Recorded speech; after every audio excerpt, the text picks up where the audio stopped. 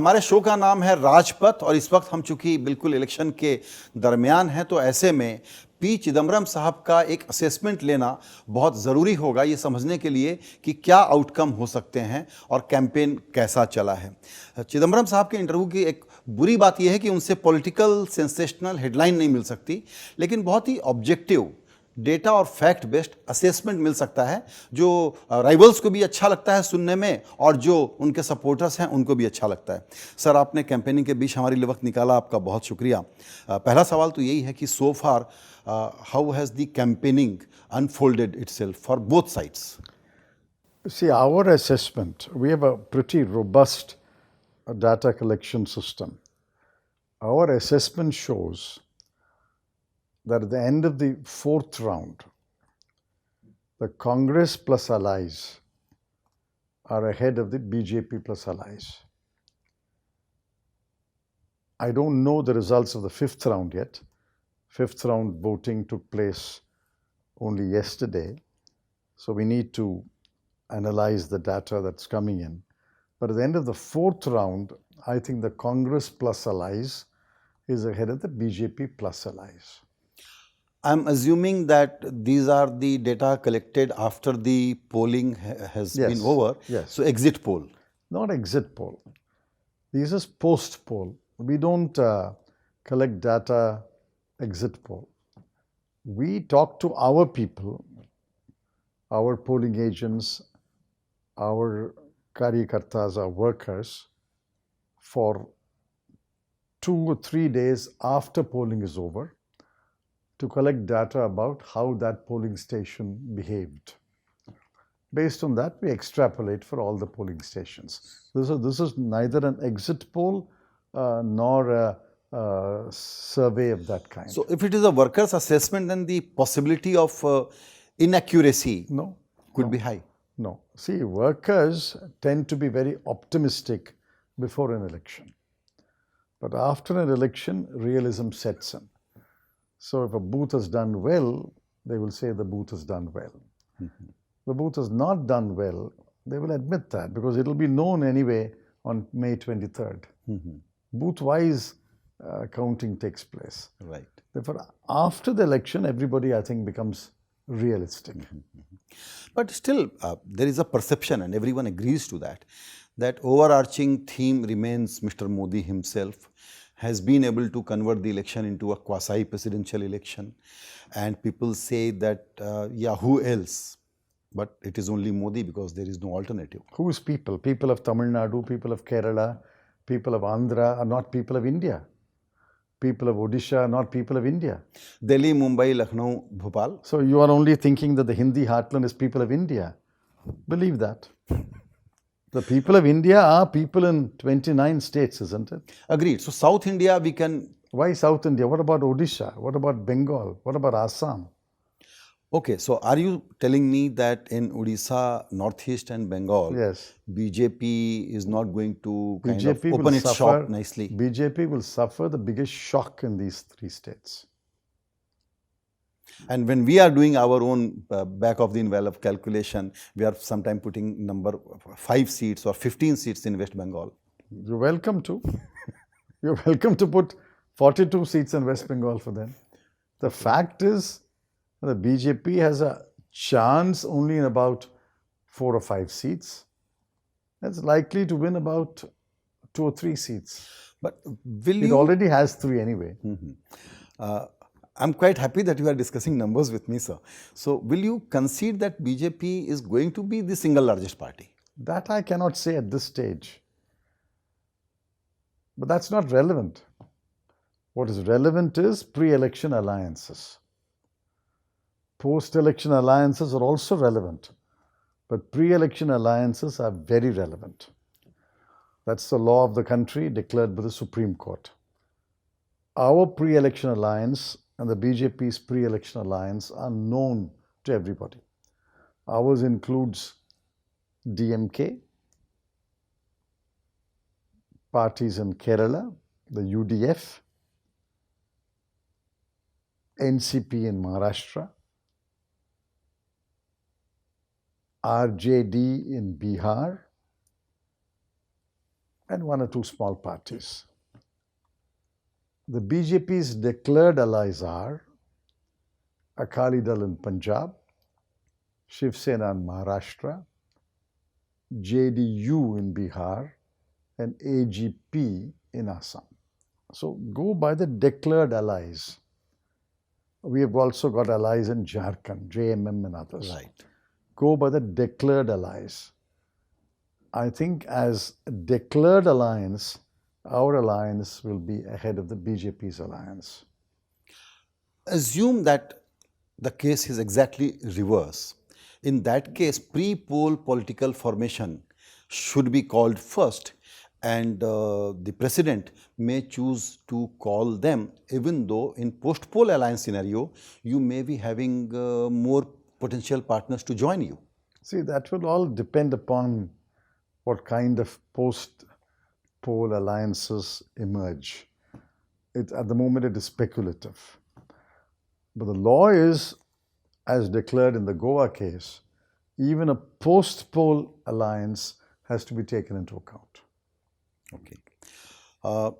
So far, the kind of narrative that has come from both sides, still the newspaper headlines and public conversation is dominated by the stories that BJP is telling us. How much you think, despite having a very good manifesto, how much you think you have been able to convey your issues, your agenda to the voter? Amplification has been a challenge. Which newspapers? Tamil, Malayalam, Telugu, Kannada, Odia. I mean, the point is, you think Hindi heartland is India, and Hindi papers are India, and English papers are the world. I mean, I read English papers, but I believe the impact of English papers is extremely minimal In on the elections. 130 crore people of India. Absolutely. Yes, the media is biased in favor of BJP, at least the English papers and maybe many Hindi papers. But I think India is far beyond English papers and Hindi papers. I think the message of the manifesto has reached a very large section of India's population.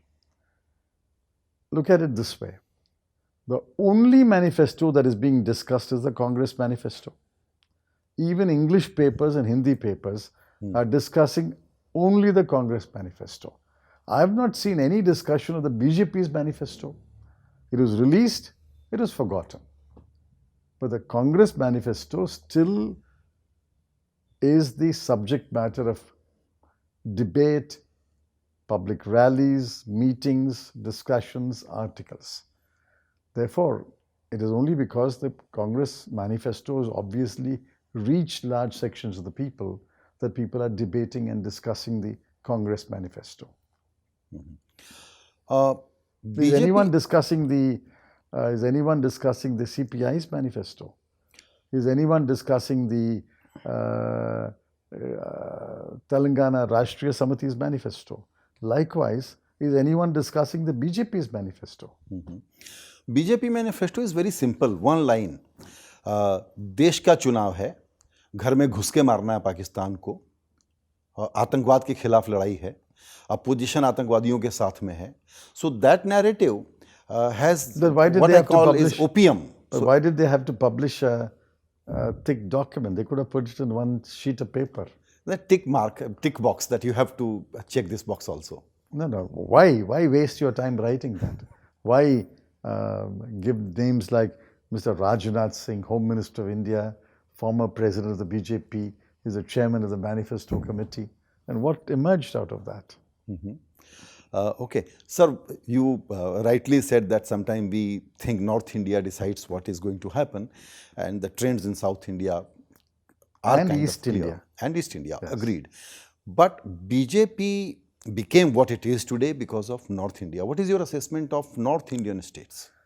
See, North Indian states fall under three categories. One is Hindi knowing states, which is Gujarat, Maharashtra, Punjab. Second is Hindi speaking states, Rajasthan, Haryana, Himachal, Uttarakhand, Uttar Pradesh, Madhya Pradesh, Bihar, Chhattisgarh, Jharkhand. Even category 2 is to be divided into two subcategories. One, where the fight is between BJP and Congress. The other is fight between BJP and another powerful alliance. So actually there are three categories, 1, 2A and 2B. I think the results will be very different for these three boxes. Gujarat, Maharashtra and Punjab, the BJP is bound to lose seats because it got 26 out of 26 in Gujarat, 42 out of 48 in Maharashtra. 4 plus allies, Akali got something out of 13 in Punjab. They're bound to lose. They can't improve upon the tally. Therefore, net, they will be losers in these three states. Then we come to the Hindi states where the fight is between BJP and Congress. Rajasthan, Madhya Pradesh, Chhattisgarh, Jharkhand, Uttarakhand, and Himachal Pradesh. Did I say Haryana? In these states, again, the BJP is bound to lose. 25 out of 25 in Rajasthan. How can they improve upon it? They're bound to lose. Similarly, in Bihar, they've already got, I think, 32 or something. 31. They're bound to lose. Chhattisgarh, I think they had 10 out of 11. They're bound to lose. But in all these states, whatever they lose, the Congress will gain. But these losses In the could be... third category, BJP versus another alliance, 2 states, Uttar Pradesh and Bihar. But Uttar Pradesh and Bihar, between them, have got 120 seats.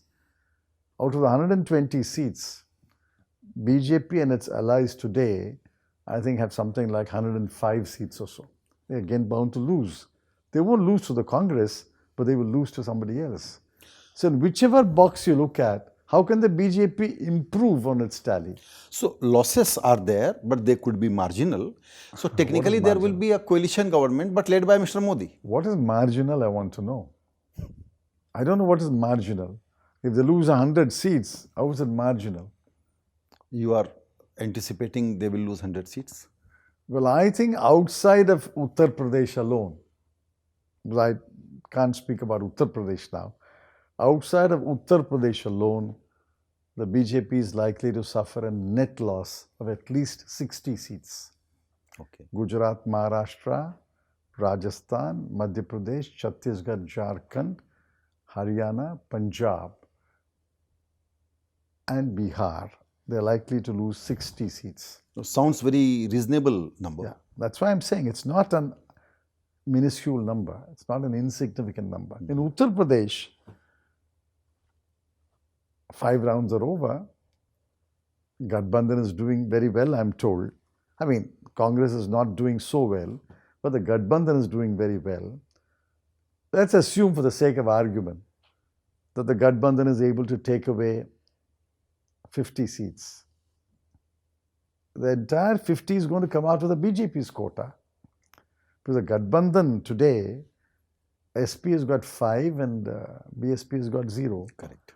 So if they take away 50 seats, they will have to take it away only from the BJP and its ally, Apna Dal, who have got 73 seats. I don't know how many they will take away, but if they take away anything like 45 or 50 seats, that's a huge blow to the BJP. And all this is not wild dreams. These are all realistic numbers I'm talking about. Yeah, we are too close to counting day now. No, I'm talking about realistic numbers based upon the first 4 rounds and the 5th phase now. Sir, you mentioned about that Congress is not doing that well in UP. I want to pick on that point. मेरा issue ये है sir कि जहां Congress direct fight में थी BJP के साथ, वहां पर सॉलिड कंसंट्रेशन के बजाय यूपी जहां पर की फ्रिंज प्लेयर है, वहां प्रियंका गांधी को उतारा गया, एसपी बीएसपी के वोट को कट करने की एक पॉसिबिलिटी बनी। शुरू में ये बात हुई, शायद अब उतना वोट नहीं डिवाइड हो रहा होगा। ये डिस्ट्रैक्शन हो गया। यूपी में कांग्रेस को जाने की ज़रूरत नहीं थी। महाराष्ट्र, मध्य प्रदेश, गुजरात, राजस्थान, छत्तीसगढ़ में फोकस करते तो कांग्रेस और मैक्सिमाइज करती। जहां डायरेक्ट फाइट में थे वहां आपको नंबर बढ़ाना ज़रूरी था। No. The Congress president has campaigned extensively in all the states. UP is a very big state. 80 seats can't be ignored. But Modi को हटाना है, तो why to create a confusion in UP? There's no confusion. Congress president has made it clear that where we can win in UP, we're going to put on all our effort to defeat the BJP. Where we cannot win in UP, we're going to help the Gadbandhan. He said that publicly 4 days ago to a NDTV interview Last and to India Today. Last minute course correction. No, there's no course correction. We can't abandon 80 seats out of 543 seats. That's simply not possible. That's roughly about, it's a little over 16% of the seats. You can't ignore that. And UP is a key state, the largest state. We will win a few seats. I think you are underestimating the Congress's performance in UP. We will certainly win Amethi and Raebareli, and we will win a few more seats. But the larger number, obviously, will be a fight between the Gadbandhan and BJP. And there the Congress president has made it clear that the Congress will help the Gadbandhan win those seats. Sir, give some sense about the possible new allies and what kind of formation you foresee, who would form the government? But I have no inputs on that. I have no views on that. I can't say who will be the potential new allies. All I know is SP, BSP, TMC, TDP have all declared, CPI, CPM, have all declared that they are anti-BJP. So these are parties which are declared opponents of the BJP. Some of them can change their position after the election. None of them whom I have mentioned can change their position. They are declared anti-BJP. Meanwhile, KCR, he has met Pinarayi Vijayan. Yeah, but he's not met the BJP. Please remember that. Okay. He has not indicated that he's going to support the BJP. But there is a general sense that KCR, Jagan and Naveen Patnaik could be potential new allies for the BJP. I don't think so. I think they have got too much political sense to make that mistake.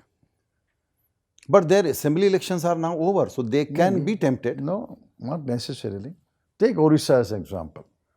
The principal challenge to BJD in this election, according to news reports, is the BJP. How can the BJD join hands with its principal challenger, the BJP? How is it possible? Likewise, in Bengal, they say the principal challenger to TMC is the BJP. How can they join hands? So it is a general talk. These are all inspired stories. Okay. Planted through friendly newspaper. There is also another talk that for a ruling party, there is always a CBI and there is a transaction that you take some ministry, I will give you disproportionately more power share than you actually deserve. Instead of 2 ministry, you take 4 ministry and all of that. So you think that will be advantage for BJP? No. All this is speculation. I don't think the BJP can enlarge its alliance.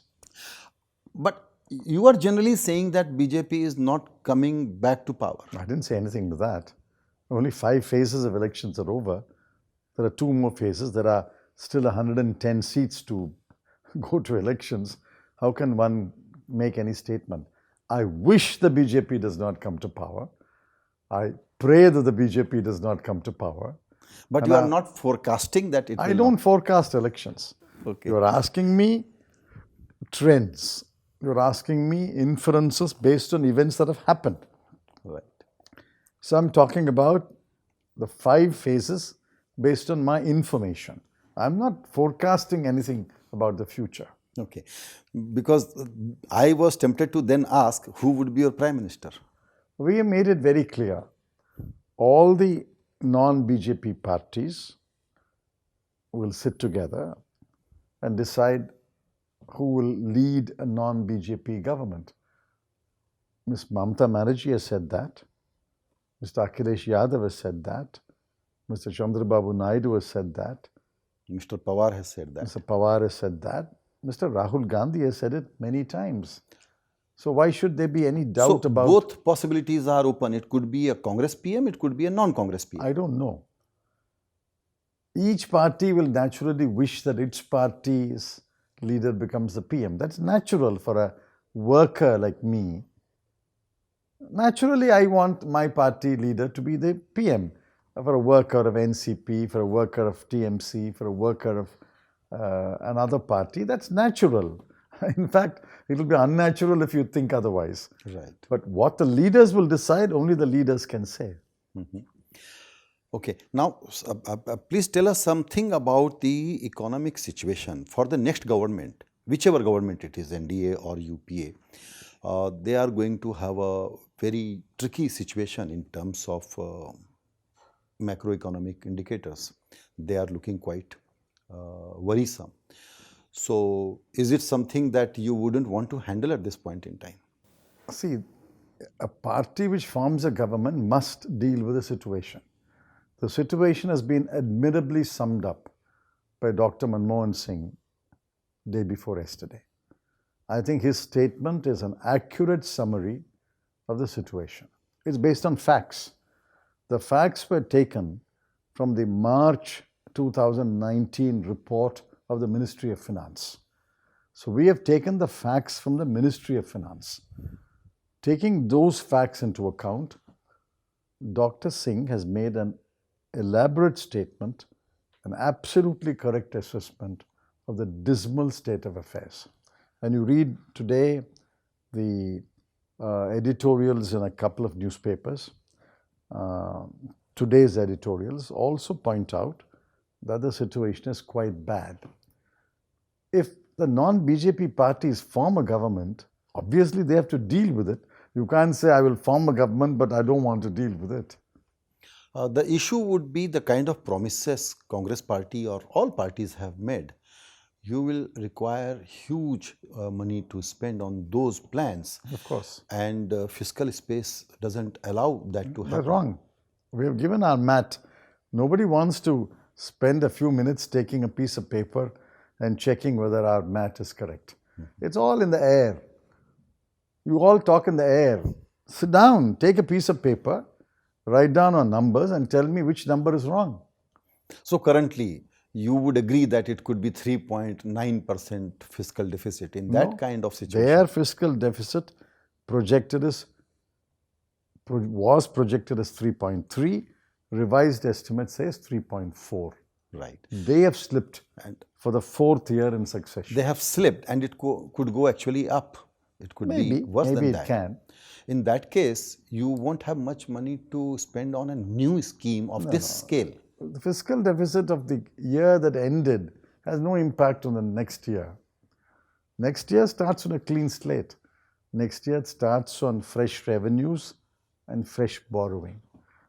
Just because the fiscal deficit is 3.4% in the year 2018-19 doesn't mean there is no fiscal space in 2019-20. 2019-20 will be a fresh budget, will be a fresh assessment of revenues, a fresh assessment of expenditure, and a fresh assessment of our capacity to borrow. Ideally, it should be close to 3%. But that is a call which the government of the day has to take. We have spoken a lot about PSU Bank NPA crisis and then IBC and success or failure one can debate. But now there is a next new thing that has happened in NBFC space. Mutual funds are now kind of embroiled into it. What is happening there? See, what is happening cannot be answered in one or two sentences. What is happening is this government has not kept a close eye on what's happening in the financial markets. It allowed NPAs to become beyond one's control.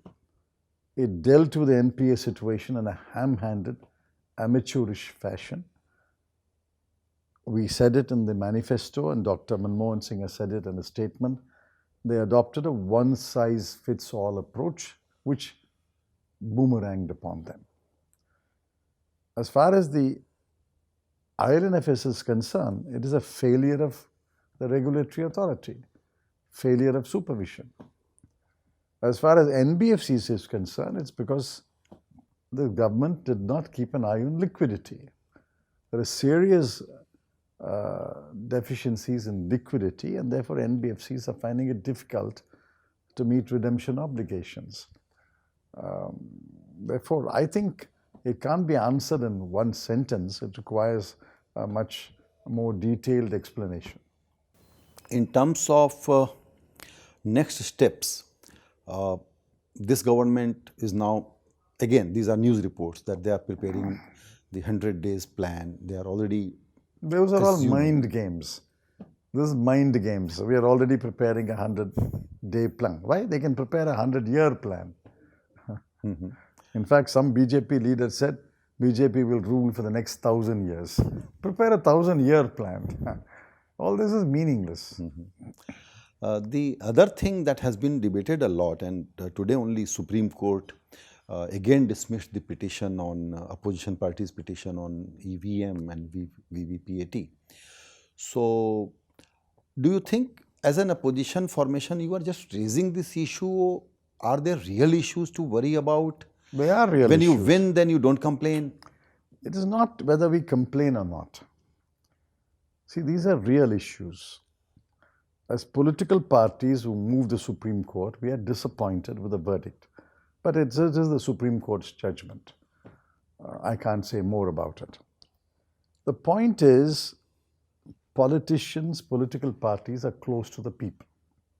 You go out today and ask political workers, irrespective of the party, DMK, ADMK, TDP, BJD, ask any political party's worker. There is a lingering suspicion that the EVM system is not a foolproof system. Say, for example, I'll give you an example. The EVM units and the VVPAT units are stored today. See, in Shivaganga, they are stored in Alagappa University building. The collector says, I put a 3-tier security. You know what the political parties have done? They have appointed their own watchmen outside the perimeter. The political parties have all appointed.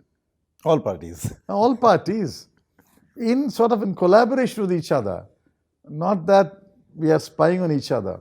Each party has appointed some half a dozen people, and they together are collaborating to see that nothing happens. This is nothing. They fought the election, but they are collaborating and ensuring Everyone is concerned. everybody is concerned. That is the point. If the people of India are concerned, we must respond to that fear. It may be misplaced, but that is the fear of the people. So, are we not bound to allay that fear? See, nothing would have happened if instead of counting 5 VVPATs and matching it with the EVM count, if that had been increased to say 50 or even 100. Because the matching will be done simultaneously, it's parallel. Like counting today is in 14 tables. It is not one after another. 14 EVMs are counted simultaneously. Yeah. So it will take the same 10 minutes to count 14 EVMs.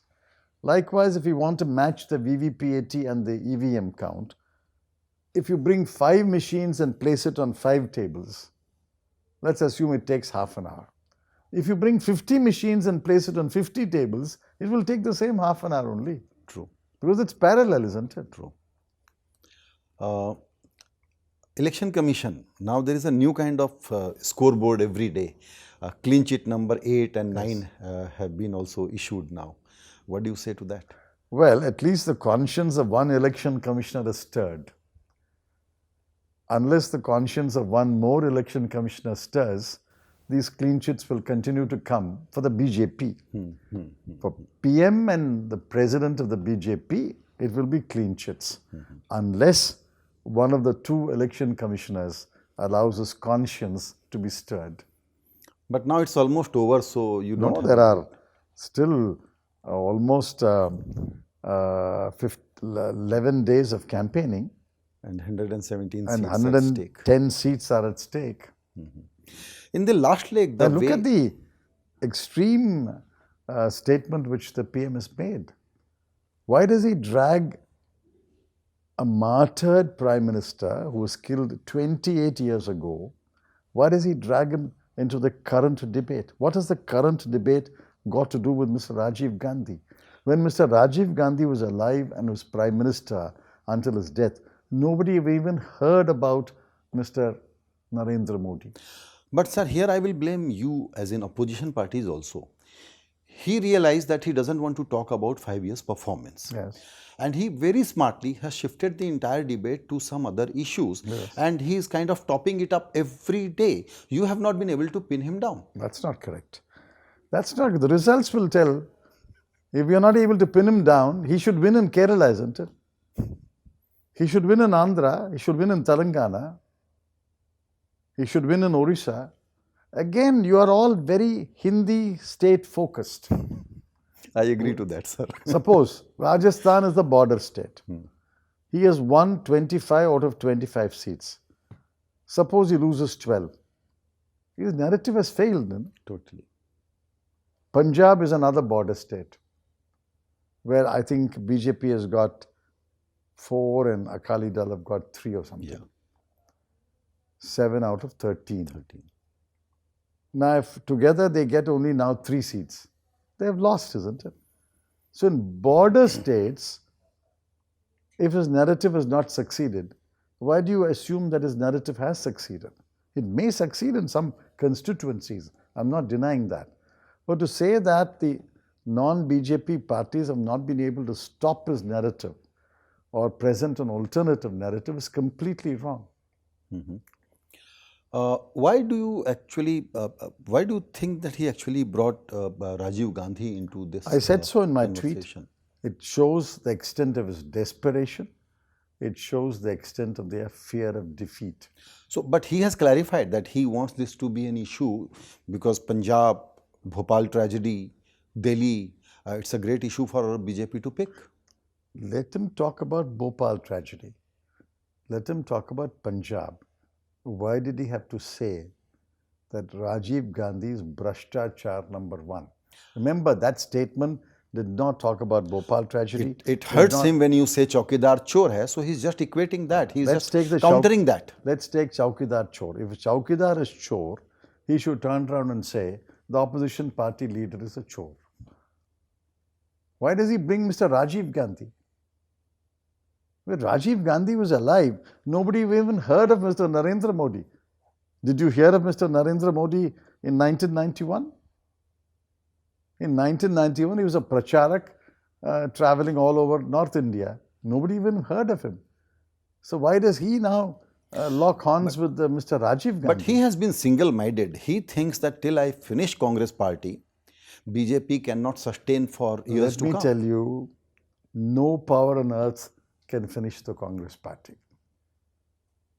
Some people thought that the Congress party was finished. It bounced back in Gujarat, of all places. It bounced back in Gujarat. Then it bounced back and won 3 states, Rajasthan, Madhya Pradesh and Chhattisgarh. Even on the day of counting, Mr. Amit Shah was saying, we will win all 3 states. Since you are mentioning about this, sir, these victories in state polls was just by kind of little... A victory is a victory. In Gujarat also, he won by 1% or so. Agreed. But in first past the post system, your improvement of vote share doesn't matter. It has to translate into seats. Absolutely. Who says no? It did translate. We won. We ultimately, whether we won by 1 seat or 2 seats, we won the 3 states. We've got 3 chief ministers there. So you don't have any concern that after 23rd May, somebody will try to topple the government in Karnataka and Madhya Pradesh? No government will be toppled. The BJP will try. It has already tried. You've got Mr. Yediyurappa's voice on a tape offering money. he first denied it. 24 hours later, he was forced to admit it. The BJP will try, but I don't think a government will be toppled. If a government is toppled, there will be another election and the Congress will win again. Sir, one last question. I know this is a bit of a tricky area for you. I don't want to talk about any specific issue, but what is happening in Supreme Court? You see, we are all very concerned. I'm not getting into any individual case. Absolutely, sir. But I think the Supreme Court must apply to all cases before it the principles that it has repeatedly asserted over the last 60, 70 years. Every person is entitled to a defense lawyer. You're entitled to a record of the proceedings. You're entitled to natural justice. So I think over the last year and a half, the Supreme Court has wittingly or unwittingly got dragged into controversies which I think should have been avoided and could have been avoided. I sincerely hope that the judges of the Supreme Court collectively will realize the grave damage that has been done in the last year and a half and try to see that this institution, which is ultimately the guardian of India's constitution, remains the guardian of India's constitution. Right, sir. Sir, thank you so much for Thank your you. time and all the best for 23rd May. Thank you.